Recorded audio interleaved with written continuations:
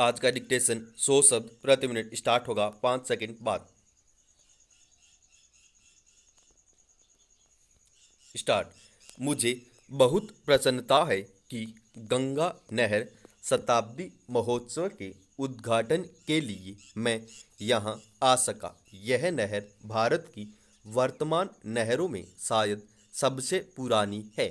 इस नहर से इस क्षेत्र के लोगों को जो अनेक लाभ पहुँचे हैं और अनाज तथा बिजली के उत्पादन से यहाँ जिस संपन्नता के युग का आरंभ हुआ है, उसके कारण नदियों की उपयोगिता में जन साधारण का परंपरागत विश्वास और भी दृढ़ हुआ है। इस देश में नदियों को सदा ही महत्वपूर्ण स्थान दिया जाता है। आज भी हम नदियों को सिंचाई का और इसके द्वारा धन धान्य की उत्पत्ति का सर्वोत्तम साधन मानते हैं और उन्हें यातायात का साधन भी समझते हैं। आधुनिक विज्ञान ने नदियों की उपयोगिता में कुछ और वृद्धि कर दी है, जिसमें सबसे प्रमुख जलप्रपात द्वारा विद्युत शक्ति का उत्पादन है। हमारे देश में नदियों का जाल बिछा हुआ है। मैं समझता हूँ कि सिंचाई की दृष्टि से संसार में भारत का स्थान दूसरा है। केवल एक देश ही हमसे आगे बढ़ा है। भारत की जनता के लिए यह बात महत्वपूर्ण है कि नहरों की इस श्रृंखला का श्री गणेश इस देश में गंगा की नहर से हुआ। पुनीत पावन गंगा, जो एक प्रकार से हमारे प्राचीन साहित्य और पौराणिक विचारधारा का आधार रही है और जो आज भी भारतीय साहित्य तथा भारतीयों के सामाजिक और धार्मिक रीति रिवाजों पर छाई हुई है, हमारी इतिहास में एक विशेष स्थान रखती है। अब से हजारों वर्ष पूर्व भी यहाँ के लोग गंगा को पावनता का स्रोत और वरदान दात्री मानते थे। इसीलिए आज यदि वास्तव में भारत के सबसे बड़े राज्य के एक भाग ने अपनी संपन्नता गंगा की नहर से प्राप्त की है, तो हम यही कह सकते हैं कि पुरातन विचारधारा इतिहास के रूप में प्रकट हुई है। यह तथ्य चाहे एक संयोग मात्र ही हो, किंतु हम सबके लिए निश्चय ही इसका महत्व है। संभव है कुछ लोग सोचें कि जो 100 वर्ष पुरानी किसी घटना को इस प्रकार सामने लाकर उत्सव के रूप में मनाने का क्या अभिप्राय है। ऐसी शंका का आधार मानव स्वभाव से अनभिज्ञ और प्रेरणा के एक महत्वपूर्ण स्रोत को ग्रहण न करने की इच्छा ही हो सकता है। बीती बातों पर विवेकपूर्ण विचार का अपना ही महत्व है। इसके द्वारा ही क्रमागत उन्नति संभव है। इसीलिए अतीत की सफलताओं को भावी प्रगति की नींव माना जाता है। आप मुझसे सहमत होंगे कि गंगा नहर मानव कल्याण और वैज्ञानिक विकास दोनों की दृष्टियों से एक महान सफलता है।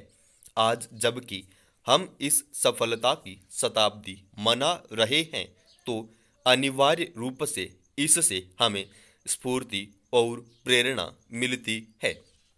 इस अवसर पर हमें उन इंजीनियरों के प्रति भी आभार प्रकट करना चाहिए, जिनके परिश्रम और सतत प्रयास के कारण ही यह योजना फलीभूत हो सकी।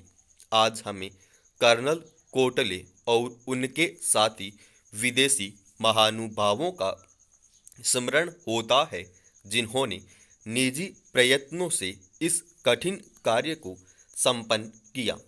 आज यहाँ गंगा के पुल का शिलान्यास करते हुए मुझे बड़ी प्रसन्नता हो रही है। बिहार में गंगा पर यह पहला पुल होगा। मैं भली प्रकार जानता हूँ कि इस राज्य के लोगों के लिए यह कितना बड़ा वरदान है और इसके द्वारा कितनी बड़ी आवश्यकता की पूर्ति होगी। मैं इसी राज्य का रहने वाला हूँ और अपने सार्वजनिक जीवन में मुझे बराबर इस राज्य की सभी भागों का दौरा करने का अवसर मिला है। इसलिए मैं निजी अनुभव से कह सकता हूँ कि इस पुल के निर्माण से बिहार के लोगों को विशेष रूप से और देश के लोगों को साधारण रूप से अनेक सुविधाएं प्राप्त होंगी। बिहार के मध्य से होकर गंगा प्राचीन काल से बहती आ रही है और आरंभ से ही इसके कारण यह राज्य दो भागों में विभक्त रहा है, जो मिथिला और मगध के नाम से प्रसिद्ध थे। प्राचीन काल में जबकि यातायात के साधन इतने उन्नत नहीं थे और लोगों को प्रायः महीनों तक लंबी यात्रा करनी पड़ती थी और जब भारत के सभी भूभागों में आत्मनिर्भरता अर्थव्यवस्था का आधार थी, उस समय संभव है इस प्रदेश में गंगा पर पुल का अभाव इतना न खलता हो। परंतु आज युग में विज्ञान के आविष्कार स्थान तथा दूरी पर विजय पा चुके हैं और यातायात के गतिमय साधनों का बहुत महत्व है। इसलिए उत्तर तथा दक्षिण बिहार के बीच सीधा रेल तथा सड़क मार्ग न होना निश्चय ही बहुत बड़ी असुविधा है। बिहार के इन दोनों भूभागों की अर्थव्यवस्था ऐसी है कि अपने पूर्ण विकास के लिए एक भाग दूसरे पर निर्भर करता है। उत्तर बिहार कृषि प्रधान देश है और वहाँ गन्ना तथा खाद्यान्न भारी परिमाण में होते हैं, किंतु दक्षिण बिहार कोयला, लोहा, तांबा, अभ्रक, सीमेंट आदि खनिज पदार्थों के लिए प्रसिद्ध है। इन्हीं पदार्थों द्वारा आधुनिक उद्योगों की मौलिक आवश्यकताएं पूरी होती है। यातायात के साधन दोषपूर्ण होने के कारण उत्तर बिहार की विकास पर हानिकारक प्रभाव पड़ा है। क्या यह आश्चर्य की बात नहीं कि धनबाद से दिल्ली कोयला पहुंचाना गंगा के उस पार उत्तरी बिहार के जिलों में पहुंचाने की अपेक्षा कहीं अधिक सरल है। इस शताब्दी के आरंभ में इन असुविधाओं का अनुभव किया जाने लगा और तभी मोकामा घाट के निकट नाव द्वारा यात्री और सामान इधर उधर ढोने के स्थान पर गंगा पर पुल बनाने की चर्चा होने लगी। वर्तमान में जिस रफ्तार से हमारे देश में श्रमिक महिलाओं को शोषण जारी है, उस हिसाब से अनेक मामलों आयोग के सामने आने चाहिए, लेकिन नहीं आ पाए।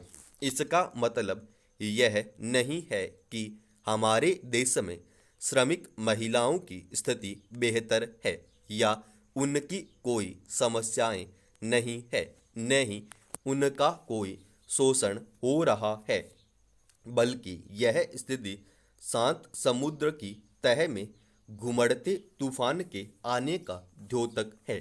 वर्ष 1986 के समान पारिश्रमिक अधिनियम के अनुसार तो महिला तथा पुरुषों को समान कार्य के लिए समान वेतन प्राप्त करने का अधिकार है।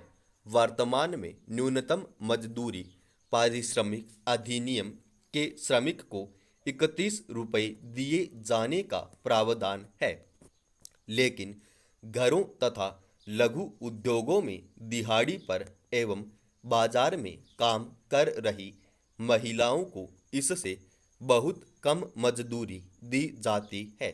सिलाई कढ़ाई के कामों में लगी महिलाओं को निश्चित अवधि से ज़्यादा काम करने के बाद भी 15-20 रुपए से ज़्यादा नहीं मिल पाते हैं। समाप्त।